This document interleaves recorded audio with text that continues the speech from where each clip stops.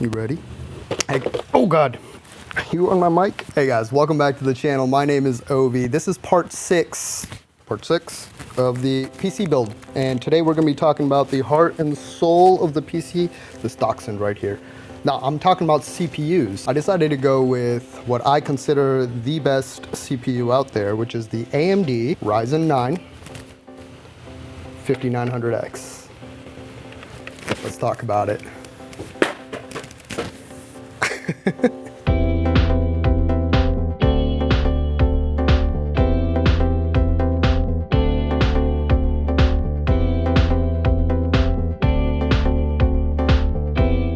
Gotta go down. You ready? All right. So today we're going to talk about a few things. Why did I go with AMD? Integrated graphics or no integrated graphics? And why I decided to go with the Ryzen 9. So I talked about why I went with AMD in my motherboard video, but just to recap, the AMD 5000 series processors perform better than the Intel 11th generation processors. Intel's 12th generation processors perform better than the 5000 series, but to fully utilize its potential, you have to have a Z690 motherboard, you have to have DDR5 RAM, you have to have PCIe 5 components, right? All these things are going to drive your cost up, and honestly, in my opinion, you're not getting anything for that money. All the money that you're spending into these higher components, the applications and games nowadays don't even use that. They don't use DDR5, they don't use PCIe 5. So really all you're paying for are bragging rights, but that's not even gonna last long because AMD is about to drop their whole new line of processors later on this year. Now, one of the big questions for me was whether or not I wanted it, to have integrated graphics, right? An AGPU or an iGPU. Intel processors usually come with integrated graphics. AMD processors usually do not.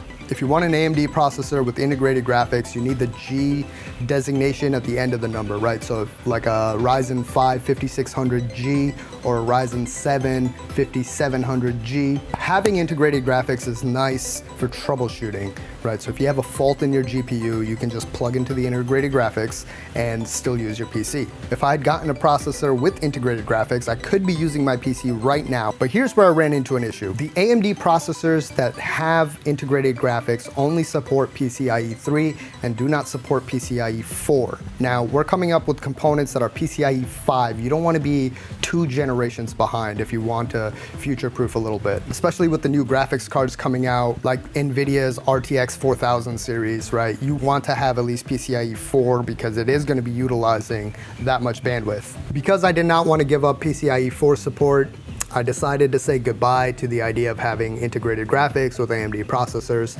So really I was eyeballing the Ryzen 7 5800X. There's also the Ryzen 5, of course, but Ryzen 5 only has 6 cores. My MacBook Pro has an Intel i7 that's a quad core, so it has 4 cores.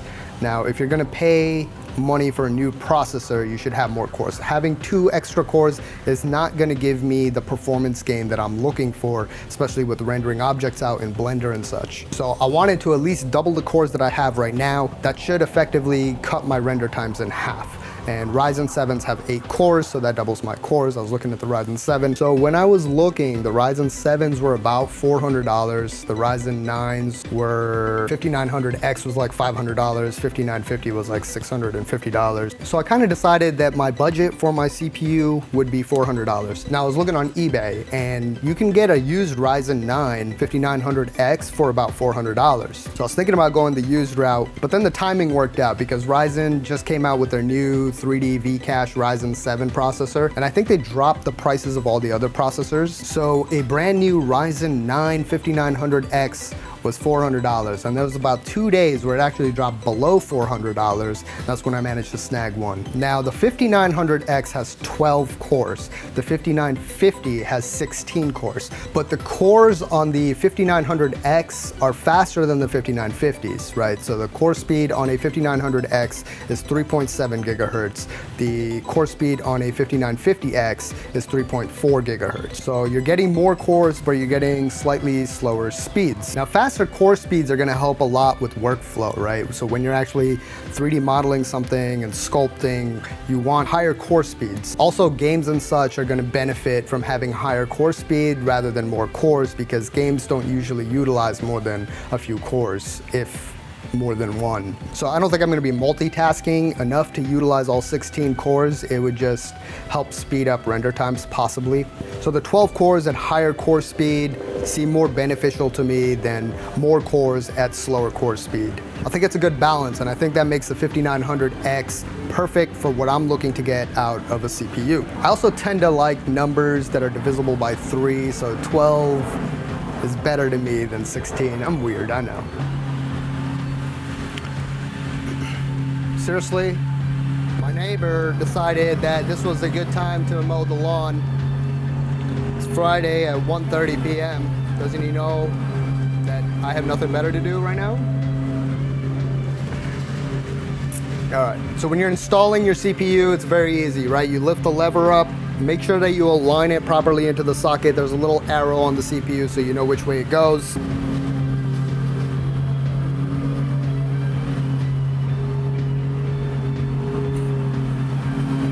With AMD processors, you have to be a little careful. The pins are on the actual CPU side, unlike Intel where it's on the motherboard side.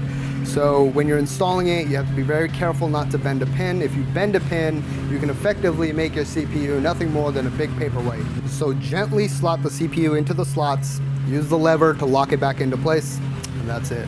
Now the CPU does not come with a cooler, so make sure you get a cooler for it. I have the Corsair H100i Elite, which I'm going to be installing in a later video.